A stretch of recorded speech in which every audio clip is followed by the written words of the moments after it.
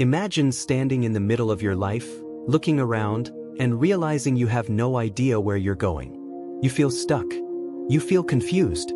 You feel like everyone else has it figured out, like everyone's moving forward while you're just floating. Maybe you've been carrying that feeling for a while now, quiet, heavy, unspoken. But let me ask you something. How long are you going to sit in that fog before you do something about it? Because feeling lost doesn't mean you're broken. It doesn't mean you failed. It means you're awake. It means something inside of you refuses to stay numb. And that part of you is trying to rise. The Stoics understood this long before we did. If you're tired of wandering, if you're done pretending you're okay, if you're ready to stop spinning your wheels and start walking with direction, even if you don't know exactly where you're headed, then this video is for you. Because today, you're not just going to feel seen. You're going to be reminded that clarity isn't something you wait for.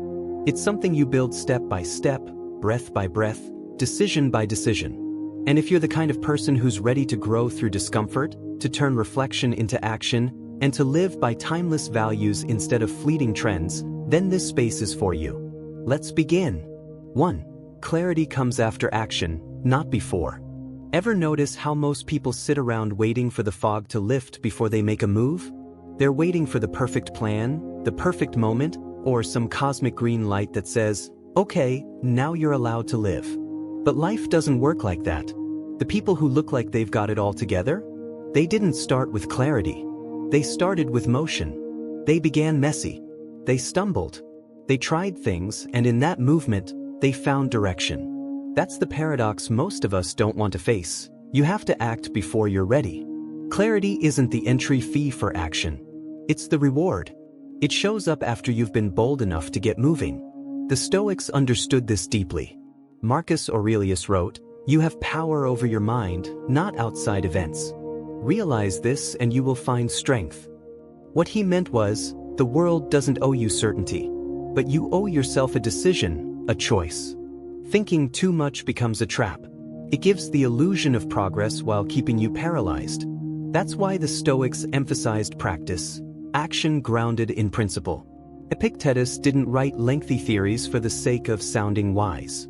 He taught his students to live philosophy, to do the right thing, even if it was hard, even if they were unsure. You need motion. Just one small honest step in any direction that feels slightly better than standing still. Read one page. Go for a walk. Apply to one job. Say no to one distraction. That's it. That's how momentum starts. And momentum is sacred. Think of it like walking through a pitch-black room. You can't see anything. You don't know where the walls are or how far the exit is.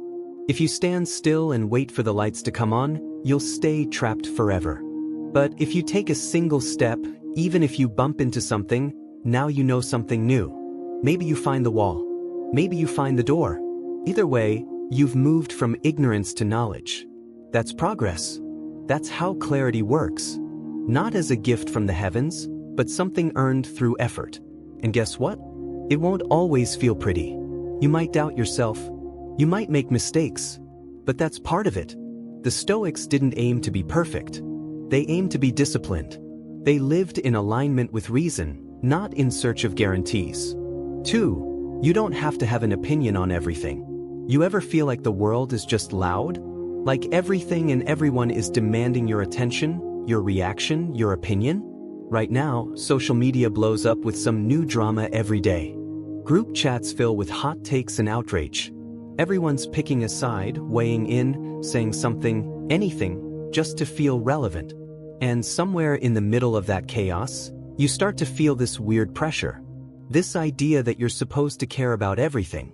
That if you don't speak up, don't post, don't react, you're being passive, or worse, ignorant. But here's the truth. Nobody tells you this. You don't have to have an opinion on everything.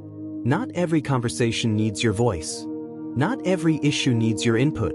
Letting go of that pressure isn't apathy. It's wisdom. The Stoics talked about this centuries ago, long before the internet existed. Epictetus said, "We are not disturbed by things, but by the views we take of things." Think about that for a second. It's not the event itself that messes with your peace, it's how you interpret it. The story you tell yourself about it. And most of the stories we tell ourselves, Most of our stress comes from opinions we didn't even choose. They were handed to us, pushed onto us, or absorbed unconsciously because everyone around us is yelling. The more you carry other people's opinions, the heavier your mind becomes. And soon your mental space isn't even yours anymore. It's just an echo chamber of what everyone else thinks, feels, and expects you to feel too. But here's the power move most people miss: silence. Choosing not to respond. Choosing not to weigh in. Not because you have nothing to say, but because you know not every hill is worth dying on. 3. Not every responsibility is yours to carry. Let me ask you something honest. When was the last time you said yes to something that drained you? Not because you wanted to, not because it aligned with your purpose, but because you felt like you had to. Maybe you didn't want to disappoint someone. Maybe you didn't want to look selfish. Maybe you just didn't want that awkward silence that follows a no. But deep down, you knew it wasn't your job to fix it. Still, you took it on. And now here you are, buried under responsibilities that were never yours to begin with. It's a quiet kind of exhaustion, isn't it? The kind that creeps into your bones. Because carrying what isn't yours doesn't just wear down your energy, it chips away at your identity. We live in a culture that glorifies being helpful, being available, being everything for everyone. We're taught to say yes, to step up, to sacrifice. But while there's beauty in service, there's also danger in losing yourself to it. The Stoics warned us about this a long time ago. Marcus Aurelius said, "If it's not right, don't do it. If it's not true, don't say it." Simple words, but powerful. Because they speak to discernment, the ability to know which duties are yours and which are not. And that discernment is what separates a person of strength from a person stretched so thin they barely remember who they are. Here's a truth we all need to hear. Not every responsibility is yours to carry. You are not the emotional janitor of your family. You are not the fix-it-all friend. You are not a replacement for someone else's self-awareness, growth, or maturity. You're allowed to protect your time. You're allowed to say, "That's not my job." That's not selfish. That's wisdom. 4. Emotions are signals, not instructions. Some days, your emotions hit you like a tidal wave. One minute, you're fine, sipping your coffee, checking your phone, and the next, your chest tightens, your jaw clenches, and your thoughts start racing. Maybe it's something someone said. Maybe it's a memory that came out of nowhere. Maybe it's just one of those days where everything feels heavier than it should. The first instinct? React. Snap back. Shut down. Do anything to escape how you feel. But here's the thing no one really teaches you growing up. Feeling something doesn't mean you have to act on it. Your emotions are valid. Yes, they're real. But they are not the boss of you. We're raised in a world that swings between two extremes. Either bury your feelings and tough it out, or let your emotions justify every decision you make. But Stoicism, and modern psychology too, offers a third path. Feel it, understand it, then choose your response. Carl Jung said, "Until you make the unconscious conscious, it will direct your life and you will call it fate." Emotions, if left unexamined, become invisible drivers of our choices. But when we become aware of them, we reclaim our power. Think of your emotions like visitors. They show up unannounced, sometimes loud and annoying, sometimes quiet and sad. But you don't have to give them the keys to your house. You can invite them in, sit with them, listen, but you don't have to let them take over. That's what emotional discipline looks like. It's not suppression. It's observation. It's the pause between stimulus and response. The moment you step back from your feelings and say, "Okay, I see you. Now let me think about what comes next." 5. Peace starts with subtracting, not adding. Here's the thing that's strange, isn't it? We've been convinced that the solution to feeling overwhelmed is to do more. You're stressed? Download another productivity app. Feeling lost? Set more goals. Feeling empty? Fill your calendar. From the moment we wake up, we're hit with this subtle message. If your life doesn't feel right, it's because you're not doing enough. You're not grinding hard enough, not achieving fast enough, not keeping up. So we pile on habits, hacks, tasks, books, podcasts, thinking if we just find the right combination, peace will finally show up. But it never does. Real peace doesn't come from adding. It comes from subtracting. The Stoics understood this truth long before we turned busy into a badge of honor. Seneca said, "It is not the man who has too little, but the man who craves more, who is poor." That craving for more success, more validation, more certainty, that's what keeps you spinning. And you don't even realize it's a trap until you're drowning in your own to-do list, wondering why your chest feels tight every morning. It's not because you're lazy. It's because you're overloaded. And what you really need isn't more structure, it's space. Carl Jung, the father of analytical psychology, put it this way: people will do anything, no matter how absurd, to avoid facing their own soul. We fill our lives with noise, distractions, and chaos to avoid the discomfort of stillness. Because stillness forces us to confront what's really there: regret, fear, unresolved tension. But here's the paradox. The only way to actually free yourself from that inner chaos is to stop drowning it in noise. You have to create room. And that starts with subtraction. 6. Life doesn't ask for permission. There's a moment that hits everyone sooner or later when you realize the world isn't going to slow down just because you're not ready. Life doesn't pause for you to catch your breath. It doesn't send a warning before it turns everything upside down. And that realization? It stings. Because we're taught to believe that if we just plan well enough, work hard enough, think far enough ahead, we can avoid the unexpected. But reality doesn't work that way. Life moves. It shifts. It breaks. It rebuilds. And it does all of this without asking you if the timing is good. You've probably felt it before. The job you thought was stable suddenly disappears. The relationship you built your future on dissolves. The health you took for granted gets shaken. Or maybe it's something quieter. The feeling that the life you're living isn't the one you planned, and you're not sure when it started drifting. That's what makes it so jarring. Not the event itself, but the lack of control. The sudden reminder that you're not in charge of everything, and maybe never were. Change, even painful, unexpected change, isn't a failure. It's part of the fabric of life. Instead of resisting it, maybe the better move is to work with it. To become more flexible. To accept that growth often looks like discomfort, like endings, like a door closing before you even had a chance to knock. 7. You don't need more time, you need less distraction. How many times have you felt like there's just not enough time? But here's the reality: time isn't the problem. It's the distractions. Whether it's your phone, social media, or constantly jumping between tasks, distractions steal your focus and energy. Seneca said, "It is not that we have a short time to live, but that we waste a lot of it." You have the same 24 hours as everyone else. The question is, how are you using them? Think about your phone for a second. How many times have you checked it today without even realizing? A quick scroll here, a mindless video there. Maybe you've spent 15 minutes without even realizing it. Or worse, hours. It's not just screen time. It's attention fragmentation.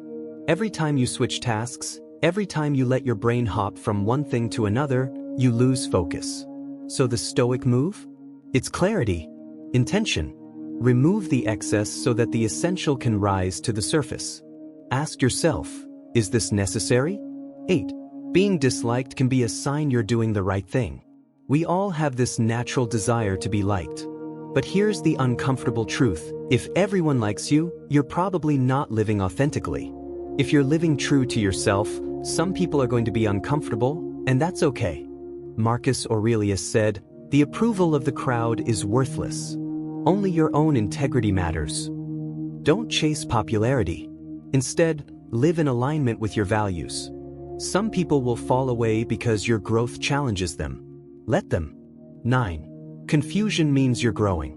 You know that weird, uncomfortable feeling when nothing makes sense anymore?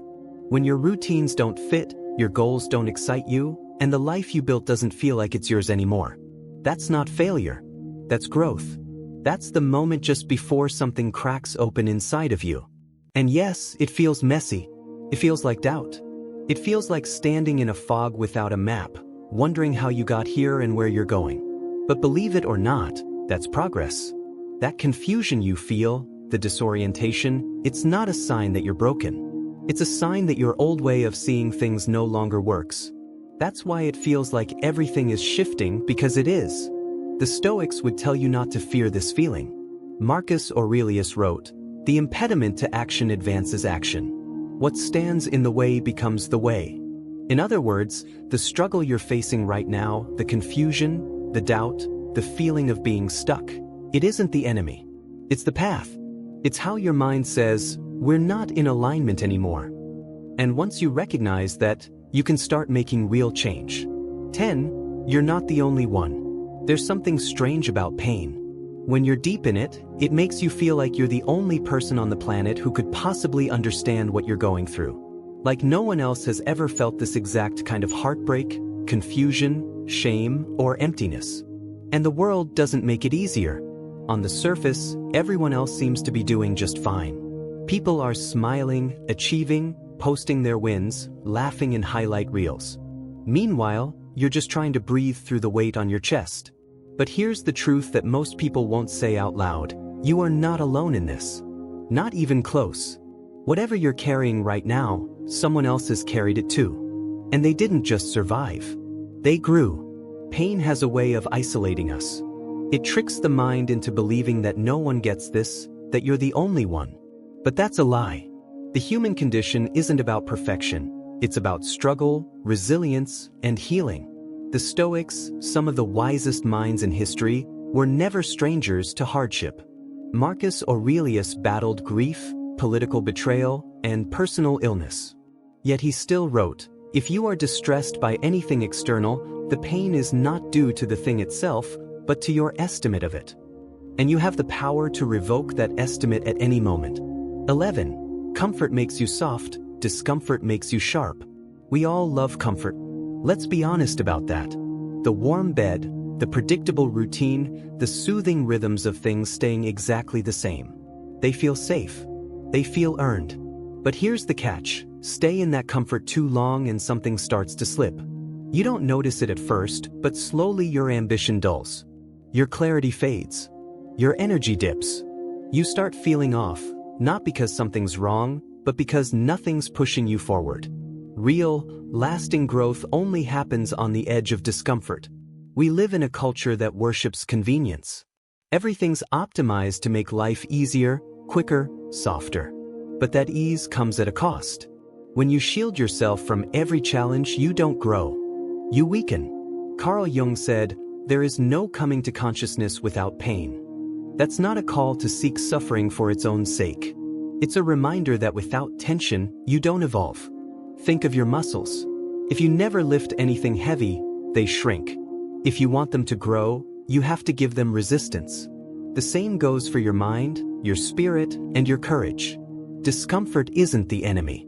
It's the weight you lift to become sharper, stronger, and better. But it's not just about being tough or chasing struggle. It's about what discomfort reveals. When things get hard, your excuses show up. Your habits get exposed. Your mindset is tested. You see where you fall back into fear, where you cut corners, where you cling to what's easy instead of what's right. That awareness is gold, because you can't change what you won't confront. 12. Anger usually means you feel powerless. You've probably felt it. That moment when something or someone crosses a line and your whole body tightens. Your jaw locks. Your chest feels hot. Words rush to your tongue. Maybe your fists even clench. And there it is, anger. Powerful. Sure, but in that flash, it feels righteous, justified. Like finally, you're standing up. You're in control. But here's the twist. Most of the time, you're not. Because beneath that anger, more often than not, is something quieter. Something raw. Powerlessness. The heat you feel, it's not always about what was said or done. It's about feeling unseen, helpless, embarrassed, hurt. And anger became the shield you threw up to hide the softer truths underneath. This is hard to admit because anger gives the illusion of strength. It makes us feel like we're taking the wheel when, in reality, it's often our pain driving. Stoicism teaches us to pause in that space. Don't take the emotion at face value. Question it. The person who triggers us is often just a mirror, reflecting our unhealed parts. The friend who dismisses you. The boss who overlooks you. The partner who doesn't listen. They're all tapping into something deeper, something we might not even have words for yet. Anger isn't bad. It's not something to fear or suppress. It's just not meant to be your steering wheel. It's a signal, a flare, a message that something inside you needs attention. And if you can sit with it, not act on it, not project it, but sit with it, you'll learn what it's trying to show you. That's where real strength begins. 13. First impressions are usually lies. It's funny how fast the mind jumps. You walk into a room, someone glances your way, and suddenly the thoughts start spinning. They don't like me. They're judging me. Or you get a message that feels a little cold and your brain whispers, they're mad. I must have done something wrong. The truth is, most of us are walking around reacting to assumptions, not reality. We're making snap judgments about people, situations, and even ourselves, without ever questioning where those impressions come from. But here's the hard truth. Your first thought is often a lie. Not because you're broken, but because your brain's job isn't to tell you the truth, it's to protect you. See, the mind is a pattern-making machine. It runs on past experiences, old wounds, and survival instincts. That served us well back when every rustle in the bushes could be a predator. But in modern life, that same brain chemistry can make us paranoid, anxious, and reactive, jumping to conclusions that don't serve us. This is where Stoicism shines. It teaches us to pause and question our first reactions.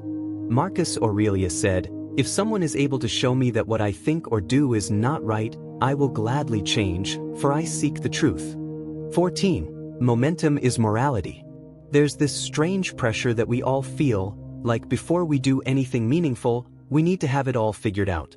Like we can't move until the stars align, or until the fear disappears, or until we've mapped out every single step. But here's the truth that no one really tells you. You don't need a perfect plan. You need movement.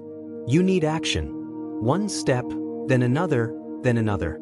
Because thinking, no matter how deep or clever, won't change your life. Action will. That's where real morality lives. Not in your theories or intentions, but in what you do, in how you move. The Stoics were crystal clear about this. Marcus Aurelius said, "Waste no more time arguing about what a good man should be. Be one." That quote alone cuts through every excuse. Don't talk about being disciplined. Be disciplined. Don't talk about start. Morality isn't this abstract, philosophical concept. It's not a set of lofty ideals sitting on a shelf. It's what you do with your mornings. It's how you treat people when you're tired. It's whether or not you show up for yourself when no one else is watching. 15. Don't just quote wisdom, live it. It's easy to share a quote online, right? You scroll through your feed, see something from Marcus Aurelius or Epictetus, and think, yeah, that's powerful. Maybe you repost it. Maybe you nod, feeling seen. But then later that day, someone cuts you off in traffic or your coworker says something irritating, and suddenly, boom, that quote is gone. The wisdom you shared? Nowhere in sight. That's the gap between what we know and how we live. And that's the gap Stoicism is meant to close. The Stoics weren't about building a library of cool quotes. They were about becoming the kind of person those words describe. Marcus Aurelius didn't write meditations to impress anyone. He wrote it to remind himself daily of how to act when things got hard. Because knowing what's right means nothing if you don't live it. Reading about resilience is one thing.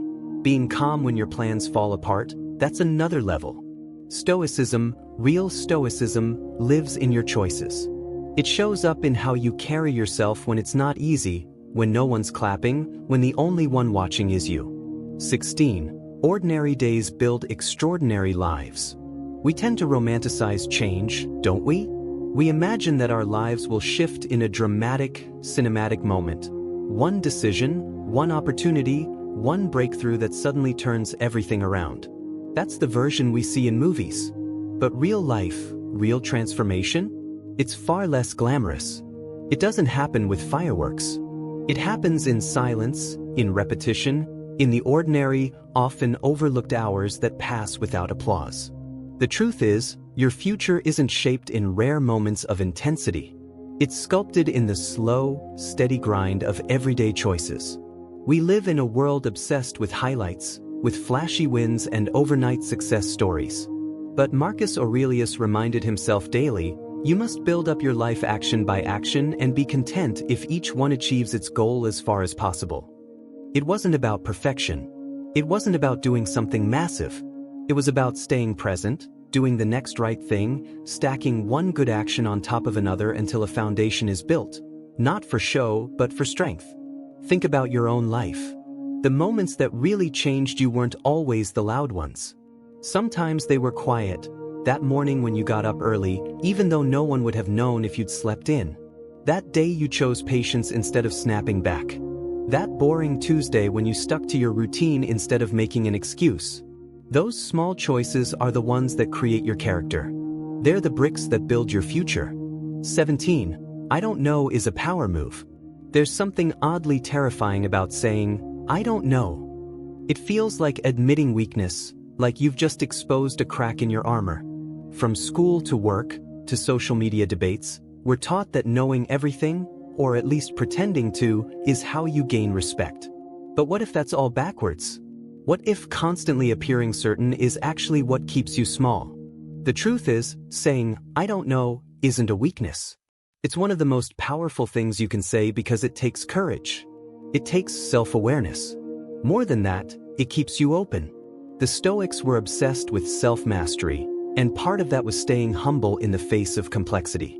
Epictetus said, it is impossible for a person to begin to learn what he thinks he already knows. If your ego is always trying to prove how smart or right or enlightened you are, guess what? It's not learning. It's not growing. I don't know is a door. When you say it, you give yourself permission to walk through that door and figure something out. Not just repeat what you've heard, not just echo the loudest voice in the room, but understand for yourself. 18. Let go of what you can't control.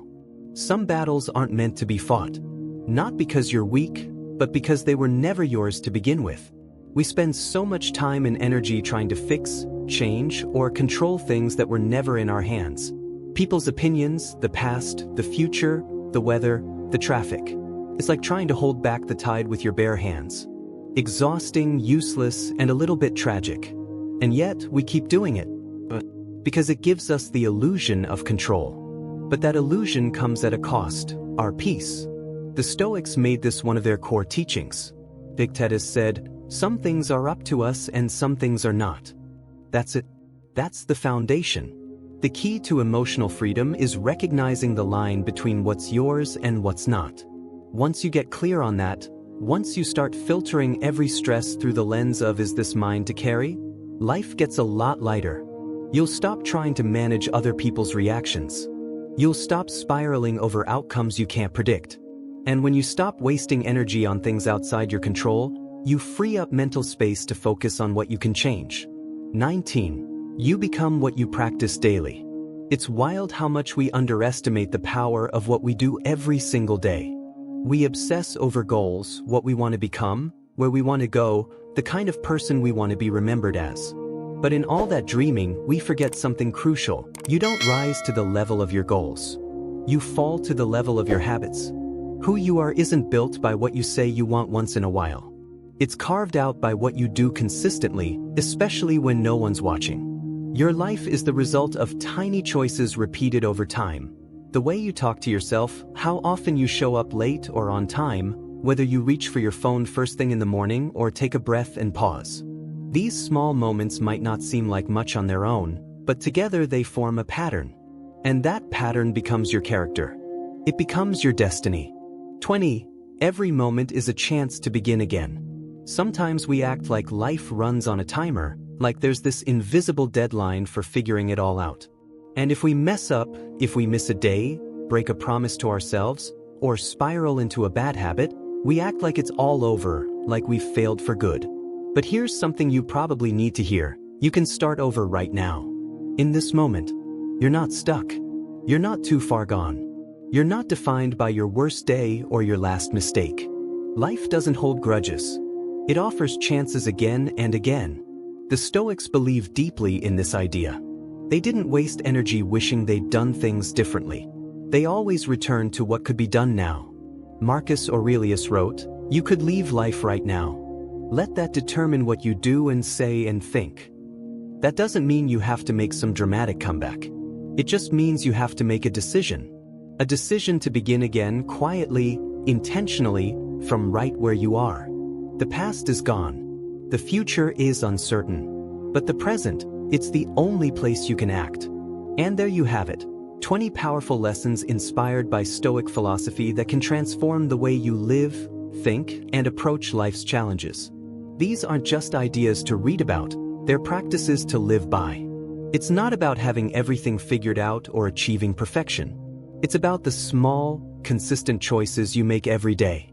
The actions you take, the habits you build, and how you choose to respond to life. So, the next time you feel lost, confused, or stuck, remember, you're not alone. Your struggles are part of the human experience, and with the right mindset, you can grow through anything. It's about momentum, clarity, and embracing discomfort as a tool for growth. The path isn't always easy, but it's always worth it. Stay grounded, stay focused, and keep moving forward, even when it's messy. Stoic wisdom reminds us that every step, no matter how small, moves us closer to who we are truly meant to become. Thanks for watching, and don't forget to like, comment, and subscribe if you found value in today's video. Let's keep learning, growing, and living with purpose together. Until next time, take care and keep moving forward.